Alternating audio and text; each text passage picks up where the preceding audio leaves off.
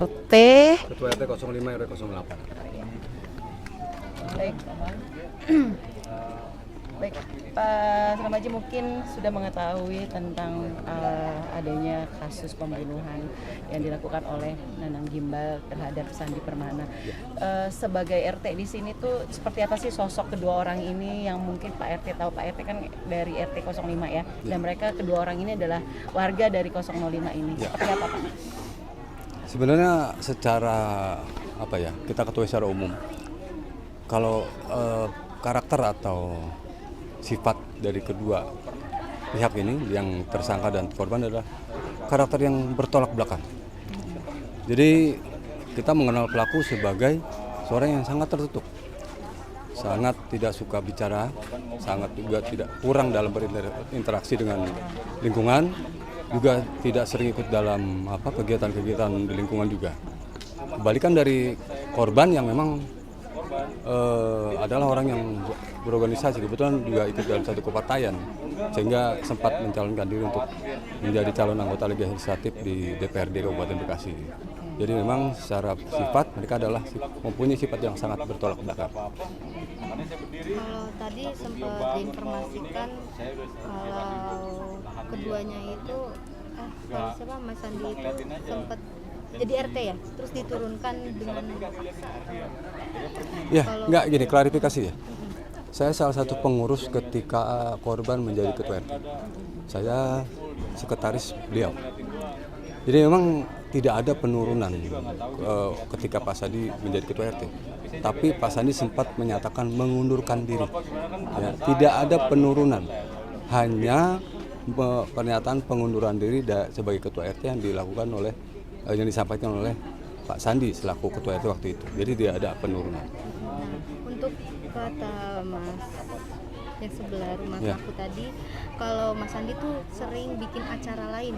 Kalau misalkan ada acara contoh 17 Agustus dia suka bikin lagi di RT lain kayak gitu.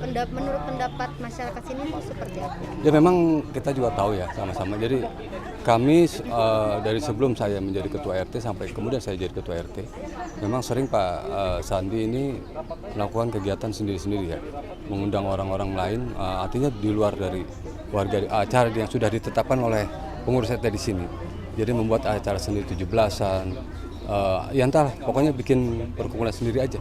Jadi emang tidak selalu mengikuti apa yang ada di lingkungan yang diadakan oleh pengurus. Itu apa membuat masyarakat sini mungkin? Sebenarnya itu hal yang menurut saya biasa aja, dan itu bukan hal yang harus dipermasalahkan.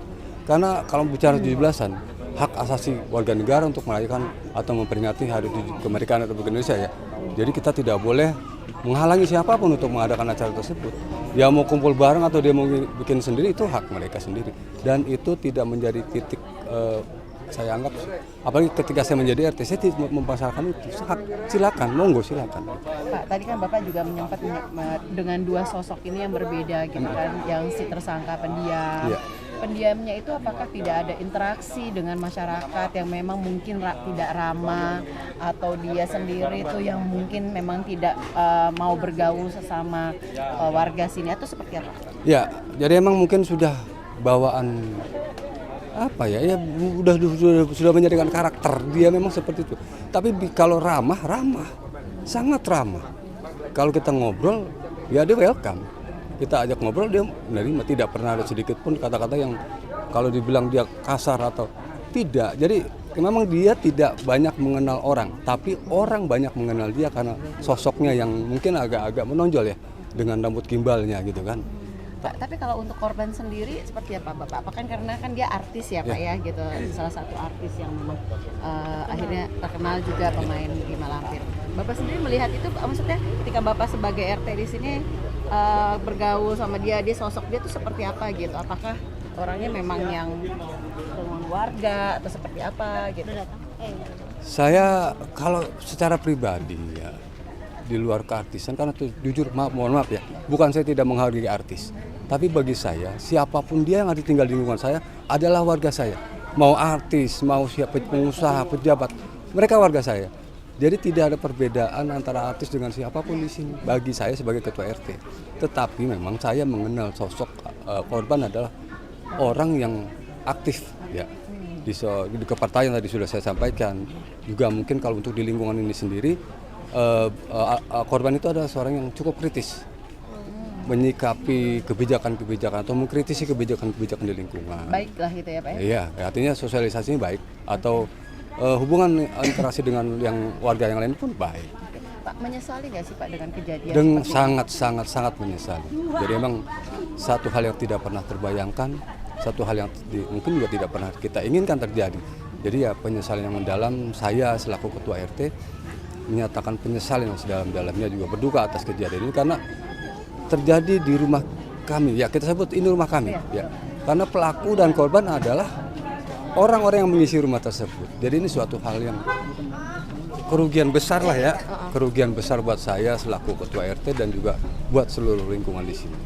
Pak, pada saat kejadian itu Bapak sendiri posisi Pak, itu kan kejadian jam berapa dan pukul berapa Pak? Dan Bapak posisinya ada di mana? Sempat terkejut mungkin mendengar berita ini? Jadi saya mendapatkan kabar itu sekitar pukul 9 pagi. Jadi kira-kira 1,5 jam atau 2 jam sudah kejadian.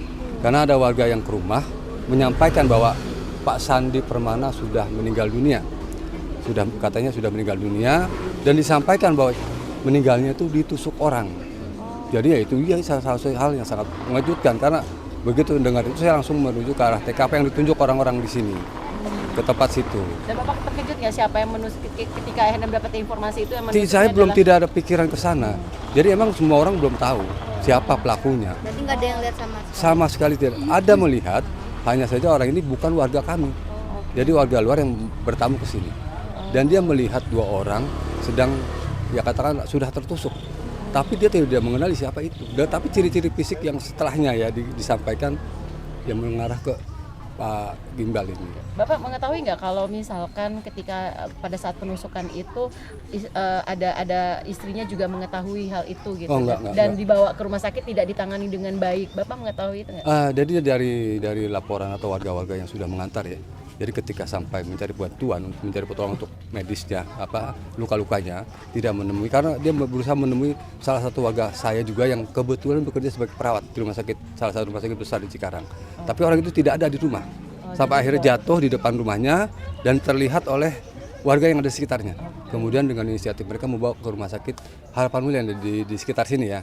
Tapi di situ tidak mendapatkan penanganan yang maksimal. Akhirnya dioper atau dilanjut ke RSUD Cilengsi sampai akhirnya menghembus nafas terakhir. Terima kasih banyak Pak. Terima kasih ya Pak. Lanjut lagi ya Pak.